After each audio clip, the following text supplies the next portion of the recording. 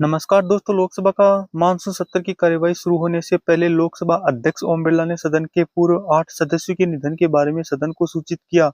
इसके साथ ही उन्होंने पहलगाम हमले और अहमदाबाद प्लेन हादसे में दिवंगत आत्माओं के प्रति संवेदना व्यक्त करी। माननीय सदस्यगण, मुझे अत्यंत दुख के साथ अपने 8 पूर्व साथियों के निधन के बारे में सभा को सूचित करना है। श्री किशन कपूर हिमाचल प्रदेश के कांगड़ा संसदीय निर्वाचन क्षेत्र से 7वीं लोकसभा के सदस्य थे। उन्होंने ऊर्जा संबंधी संसदीय स्थायी समिति के सदस्य के रूप में अपनी सेवाएं दी। इससे पहले श्री कपूर 5 बार हिमाचल प्रदेश विधानसभा के सदस्य रहे। उन्होंने हिमाचल प्रदेश सरकार के मंत्री परिषद के सदस्य के रूप में भी अपनी सेवाएं दी।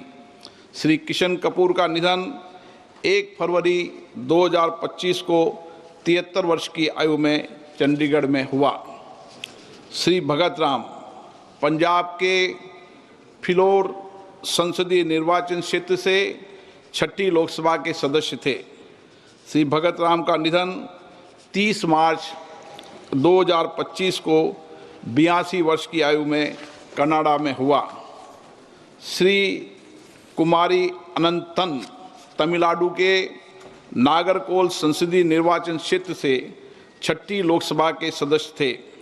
श्री अनंतन एक लेखक भी थे और उन्होंने तमिल भाषा में कई पुस्तकें, लेख और कविताएं लिखी।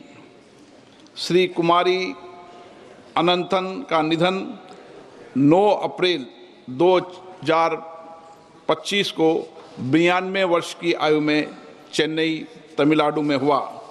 डॉक्टर सुश्री गिरिजा व्यास राजस्थान के उदयपुर संसदीय क्षेत्र से 10वीं, 11वीं एवं 13वीं लोकसभा की सदस्य रही।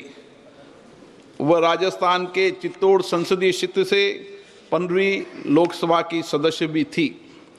डॉक्टर व्यास ने केंद्रीय मंत्री परिषद के रूप में आवास, शहरी तथा सूचना और प्रसारण मंत्रालय के रूप में भी अपनी सेवाएं दी। डॉक्टर व्यास ने विभिन्न संसदीय समितियों के सभापति और सदस्य के रूप में भी अपनी सेवाएं दी।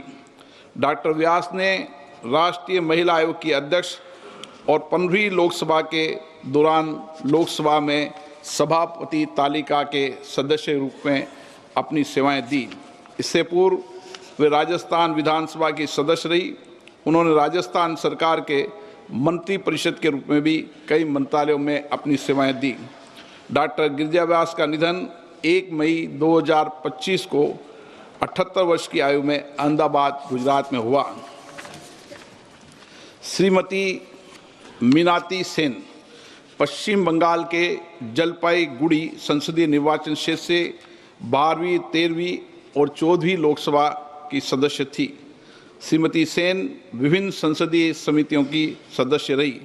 श्रीमती मीनाती सेन का निधन 3 मई 2025 को 81 वर्ष की आयु में कोलकाता, पश्चिम बंगाल में हुआ।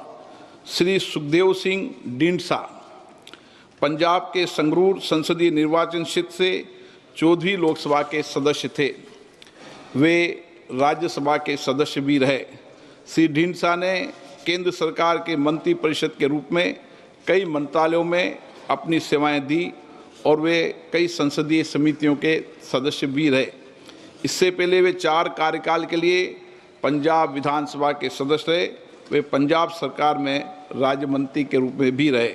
श्री सुखदेव सिंह ढींढसा का निधन 28 मई 2025 को 89 वर्ष की आयु में मोहाली, पंजाब में हुआ। श्री छोटे सिंह यादव उत्तर प्रदेश के कन्नौज संसदीय निर्वाचन क्षेत्र से 7वीं और 9वीं लोकसभा तथा मोहनलालगंज संसदीय निर्वाचन क्षेत्र से 10वीं लोकसभा के सदस्य थे।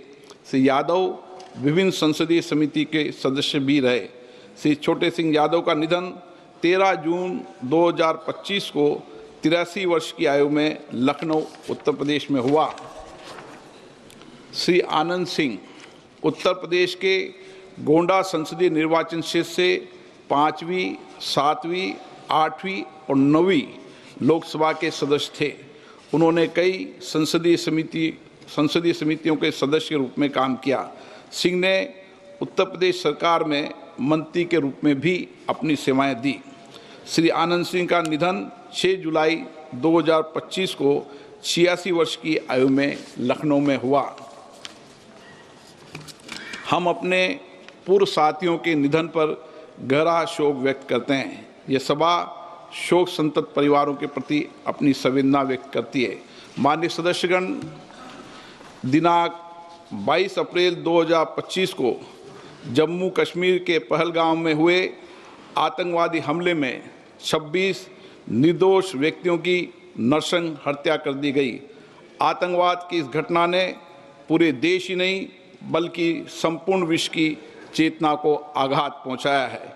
ये सभा उन सभी मृतकों के प्रति गहरा शोक व्यक्त करती है तथा आतंकवाद के विरोध भारत की जीरो टॉलरेंस के संकल्प को दोहराती है।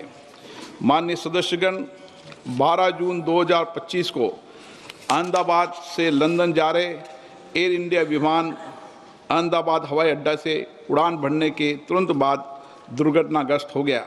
इस दुर्घटना में कुल 260 व्यक्तियों की असामयिक मृत्यु हुई, जिसमें विमान में सवार 241 व्यक्ति और 19 अन्य व्यक्ति शामिल हैं। इस दुर्घटना में गुजरात राज्य के पूर्व मुख्यमंत्री श्री विजय रूपानी जी का भी असामयिक निधन हो गया। ये सभा दिवंगत हुए व्यक्तियों के परिवारजनों के प्रति अपनी संवेदना प्रकट करती है।